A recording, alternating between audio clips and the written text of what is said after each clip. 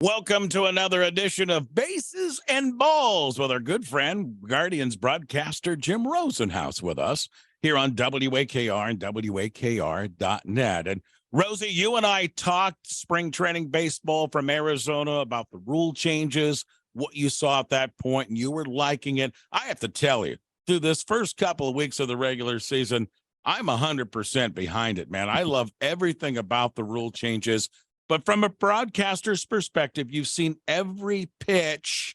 Talk about it from the shifting to the pitch clock and beyond.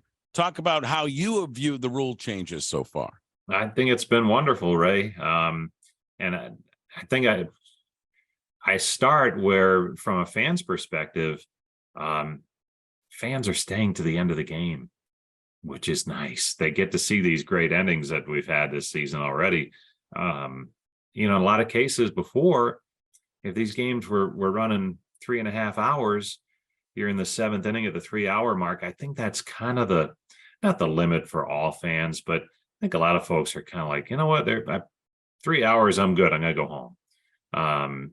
But now, the game's ending at about 2:40, 2:30, 2:40. So they're staying, which is awesome. People are, the ninth innings are loud instead of just half full of what it was maybe at the start. So I think that's really good. There's a flow to the games. We saw some base hits yesterday that we would not have seen had the shift still been in effect. So I think that's good. And when they need to slow it down, they do. I think the umpires have been really good about, say a guy fouls a ball off his foot, they're not going to make him get right back in with 9 seconds to go. They give him some leeway there. And if a pitcher's struggling to pick up a sign or needs a new baseball, they say, hold on, let's start the clock over. So I think there's been some real good stuff along those lines. Yeah, the base running too. Wouldn't you agree, Rosey? You're seeing more stolen bases, more action involved, where for the last few years it was strikeout or home run, and it's fun to watch. Yeah, the only person I feel bad for, the catchers. I mean, everyone's like 1 for 12 throwing out base runners because they have no chance. They just have no chance. And I don't, it's funny because I don't think that the bigger bases make that much of a difference. I would hope not. But I do think runners are getting better jumps, even if a pitcher hasn't thrown over twice, where you might know that, all right, I can get a really big jump here. It's just been really hard for catchers, so you kind of feel bad for them. But, the flip side is the running game's going great, and the Guardians certainly take advantage of that. I was going to say that's a feather in our cap for sure. Okay, we saw Peyton Battenfield pitch yesterday, and that's because we've had some injuries. Tristan McKenzie is down, and now Aaron Savali is down. What do you know about these two with their injuries right now?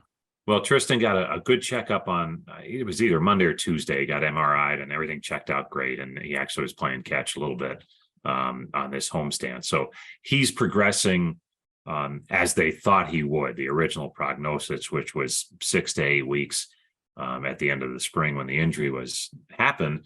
So I think you're still looking at, Ray, just kind of based on what they're saying, I think you're still looking at the very, very end of May, and more likely early June would be that 2-month mark. So but there's been no setback, so that's good, and he's feeling good. So I think he's progressing nicely. Probably still too early to tell on Aaron Savali. They put him on the 15-day DL when it happened, and again, they'll probably have an update for us once they let things calm down a little bit with a side issue. Guardians broadcaster Jim Rosenhaus with us, Bases and Balls, brought to you by the Old 97 Cafe. Rosey, nothing's perfect. But as I was in attendance on Wednesday afternoon and surveying the field, and I'm going, okay, Gold Glover in left, Gold Glover in center. You got Ramirez at third. You got a Gold Glover at second. Rosario's pretty darn solid there at short. And oh, by the way, Bell can handle the glove well at first base. This team, and I know Rosario made the big error on Wednesday with the throwing error, but the Guardians can really play defense. Yeah, and they'll have to, because at least right now they're really scrambling to score runs, and if you're going to have good pitching, you've got to have good defense. They go hand in hand. That's age old in baseball, and they're fortunate. 4 Gold Glovers on the team. You ran through them, and some other guys are pretty good too. So it matters. It's something they work on in spring training. They don't take it for granted, and I think it shows on most days and nights. Rosey, let's go out the right field. Oscar Gonzalez, Gonzo, terrific year last year. Bit of a struggle so far this year. Will Brennan starting to get more and more time, and I think he's capitalized on that. Look at that right field position for us right now. Yeah, I mean, Brennan's certainly off to the better start. I think what maybe a little concerning about Gonzalez is, he didn't have a very good spring. And you just take it as that spring training, not a big deal, but it's continued in the regular season.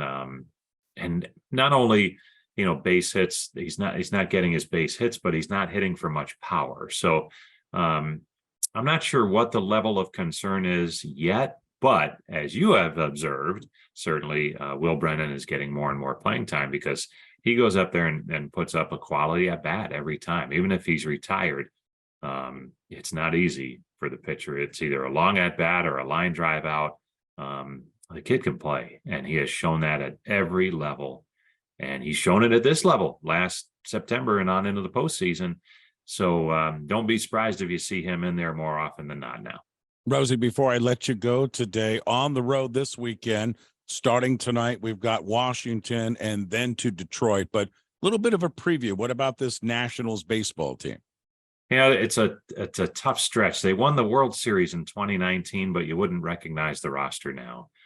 They've had so much turnover, and that's natural in pro sports, I think. But they just haven't been able to build on that great moment in their franchise history, and keep it going for at least a little bit. So they're in a full-on rebuild.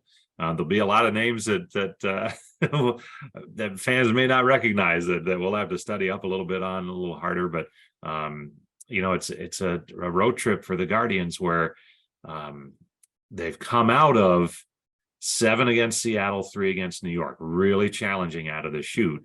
And now can they settle in and play some good baseball? And if they do, you would think it would be winning baseball. All right. Rosey, Jim Rosenhaus, Guardians broadcaster with us each week. Bases and Balls on WAKR, brought to you by the Old 97 Cafe. Rosey, as always, thanks for making time for us today. Good to see you, Ray. Thanks.